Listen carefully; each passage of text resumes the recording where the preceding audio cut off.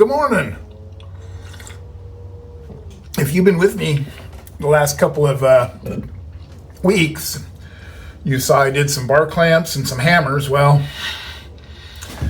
like I said, I already had 2 bar clamps, same kind, and they're completely crappy still. So I realized that I should have done all 4 at once and made the part of that video, but I didn't. And then last week, I did this hammer, forgetting that I also had 2 more. Should have done them all at once.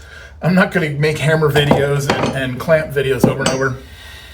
But I want to give you a quick update on the my little garage here. Something that I didn't think about, so I want to share it with you. And I want to make something today. I haven't made anything in a while and kind of getting the itch to make something. I don't know, something I've never made. So we'll see, right? That's what we do. We just wing it. But let me give you the view, change your view, and I'll show you what I need to tell you about. Okay. If you build a French cleat wall, environmental concern. You know I love my coffee holder, right? I made this really cool wedge because, like I said, heavier things that stick out more might need a wedge behind them. So I made this wedge, and it worked perfect when I made it in December or November, whatever it was. As the weather's changed, this shrank. So now, when I would put it in there and put coffee on it, look at that. It starts to slip. It didn't come out. Hasn't come out yet, thankfully. But I went ahead and made a new wedge that will keep it nice and firm in there. I'm going to have to do the same for these bins I put in, because those also have a wedge, just because I cram so much junk in there because I'm part hoarder. So I just wanted to share that with you. And let's get on to what we're going to make. So years ago, I used to do a lot of leather work, and I had a really nice rawhide mallet until one of my dogs ate it. My fault. Never replaced it. But I think I have, not counting the ones that I've just showed you, at least 6 claw hammers. I have a soft blow hammer that is cracked. A rubber mallet that, good Lord, I don't know what happened to this poor thing. 4 ball peens, not the one I can't find though. And a whole slew of these. But I don't have a wooden mallet. And that's important when you're carving with chisels on harder woods. And I started to make one. Let me show you. Before I ever organized my garage, I had this chunk laying around and I started just cutting into it, and it's not, this one was this, anyway, I don't know what I was thinking. That's going to go in the burn box. But I have this wood that we took down from the Volkswagen hoist when we did the garage makeover. So we're going to cut a chunk of that that's fairly clear for the mallet, the head. And I'm going to cut another chunk and throw it into the lathe and turn just a basic, kind of like this, just a basic round handle. And I'll have a wooden mallet at the end of this if all goes well. We'll see. Okay, I rough cut a piece down because I didn't want to have to work with this 8-footer hanging off the edge of the bench. So I've got to figure out how big the head is going to be, and then we'll figure the angle of the face. It can be fairly squared up, but I want to put just a tiny bit of a bevel on it. I think that will make it easier to use. So let me set the angle and we'll go from there.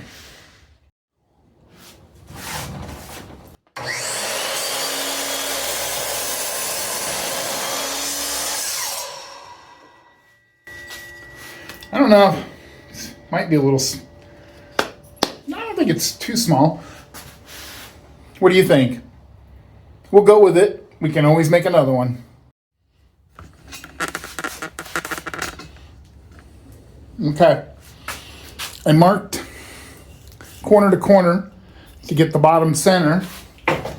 We're gonna see if we can get through this with my beautiful drill press here. Let's see how that goes.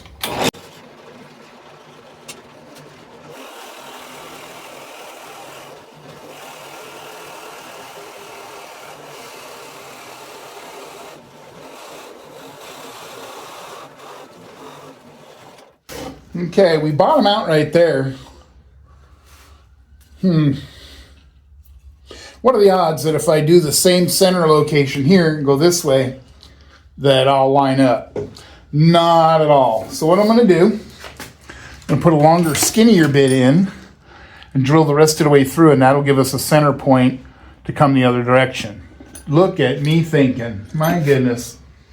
If I have one long enough, let me look. Okay, so I got my longest bit, dropped the raised the table so it's down starting in the hole. That'll be make it long enough to get through to the bottom, which is actually the top.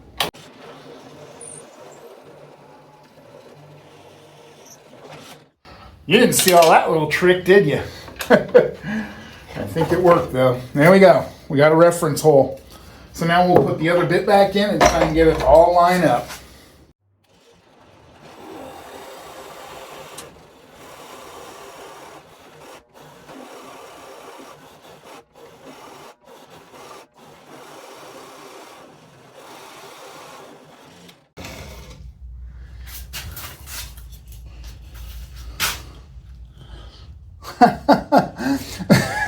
It's about 1/8 of an inch between them on my farthest throw.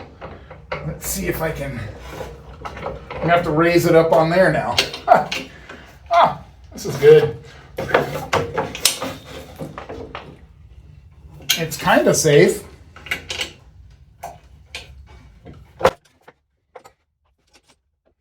Don't do this at home. There it is. See how they wind up. Close enough. Boom. Not perfect, but really close. We'll take it for a win. Okay. Remember, this isn't a wood turning channel at all. I just like to do things that I'm in no way qualified to do. I marked, this is how big the hole is. I did my inside calipers and then switched it to the outside. And then I marked how deep it's got to go all the way through. And then we'll round that down to there. And then the rest, the handles here to here, not as critical other than does it feel good in my grubs.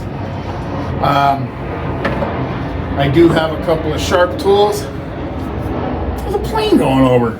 The only thing I will tell you, and I try to impart wisdom every now and then on here, is that when you make any adjustment, I'm latching the door, to your lathe, and you got your tool rest ready to go, hand spin your work. Make sure, especially if you have something that's not square, no, anytime, make sure that you're not hitting your rest before you turn the lathe on. Many years ago, I might have done that.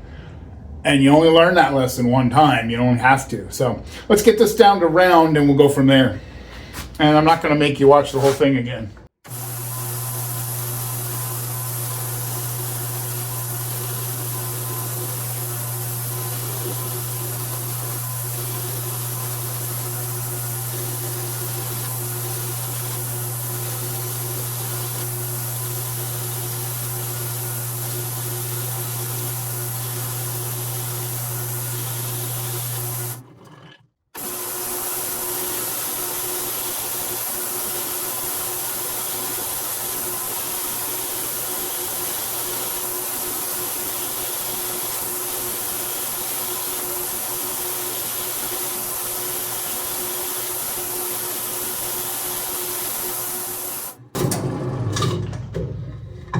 Okay, I'm going to move it down.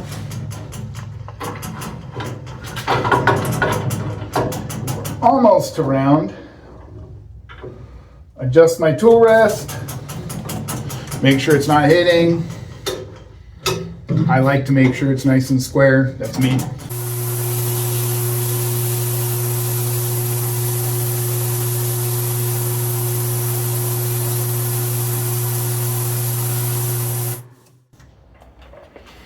Okay.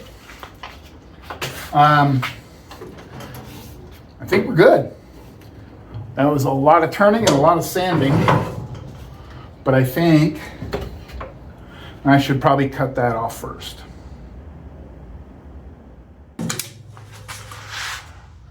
There we go. It's got a lot of heft to it, but again, I got a lot of heft to me. And then I got, hopefully that'll go all the way through. You can wedge it, and bam. Ow. Okay. I want to clean this up a little bit and do a little relief on those corners. But I don't want to get too fancy with it, so I'm just going to hit it lightly on the belt and sand the flats before we assemble.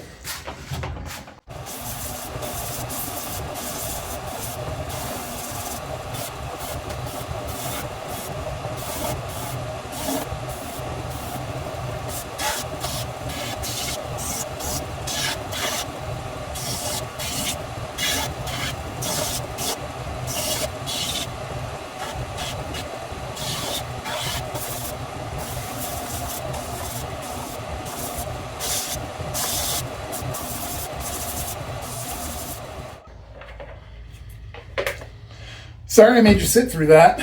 As I was doing it, I kept going, how much? I did more on the bottom to get rid of the pencil marks I made, but I decided to leave some of the discoloration because that goes back to our hands on that when it was being used to hold up cars, and my son and I would work around it. So I figure, it keeps a little of the history. At least that's what I'm telling myself, other than I'm lazy to sand anymore. But no, I think that's true. It's even got an old nail hole where we had something hanging from it at one time or another. So let's get her put together and cross our fingers we can do that. Okay, let's see how this goes. Oh, I already see a little problem there. Got a little whisker in the groove I cut. There we go. Okay. I don't know how well this is all going to go together, kids.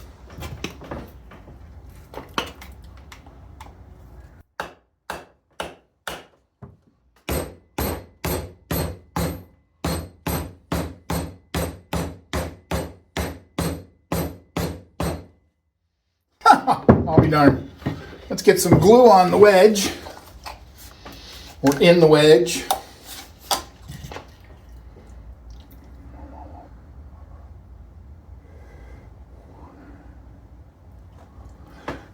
This being a softwood, and I'm only using it on carving chisels, it should last, but it's also kind of a disposable tool.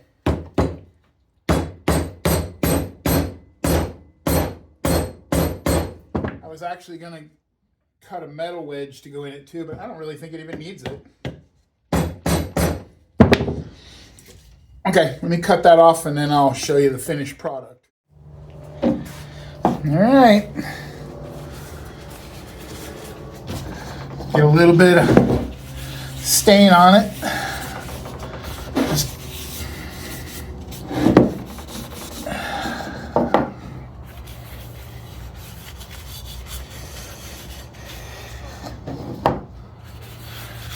a couple of things about this mallet. Because it's a lighter fur, it's not very heavy at all. That being said, its intended purpose of hitting carving chisels, it makes it perfect weight for that use. And I have a lot of other stuff that we saw for the heavy work. The handle is, maybe I went a little overboard on it, but again, it fits good. And I think when I'm using it, I'm going to be happy that it's not skinny. I made it a little bit long to kind of compensate for the lack of weight. I can choke up or go back and get a little more on it, but I don't really think I'll need to. So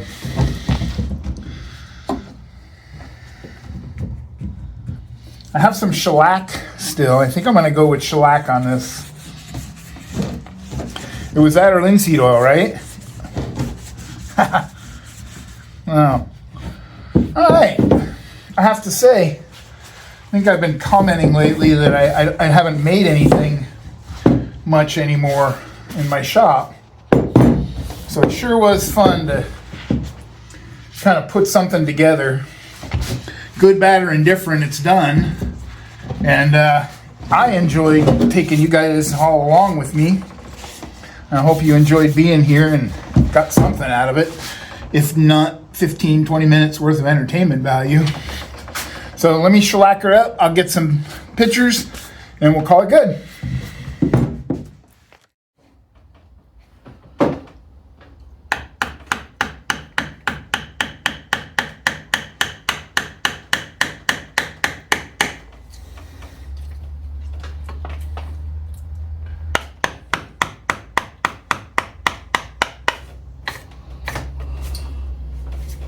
All right, we're done. Hang on here. Hi. Long day. Finished letting her dry with our two coats of shellac. Took it down and gave it a sanding with some 600 grit. And then coated it with some of my Johnson's paste wax. I don't use that very often. Added a hook to hang it down by my carving area. And then we just gave it a test drive and carved my initial. Tell me I ain't got skills. It carved right through oak. It's perfect. It's sacrificial. It's gonna wear out before my chisels do. It feels good in the hand, believe it or not. I'm really happy with it. And we recycled. We just didn't. Everything in this project was just things I had laying around, so it doesn't always cost money to have nice things. I'm gonna go hang this up though, and hopefully use it on a carving project here shortly, and maybe I can show you that. Lastly, I blew the garage out really well when I got done cleaning. I mentioned earlier about my problem with my coffee holder, but overall, the garage series and what it did for me and my motivation and for staying on top of things has been really good. I'm happy with it. So, and I'm more so happy that you're here with me. Have a great night, and we'll see you on the next one, I hope. Bye.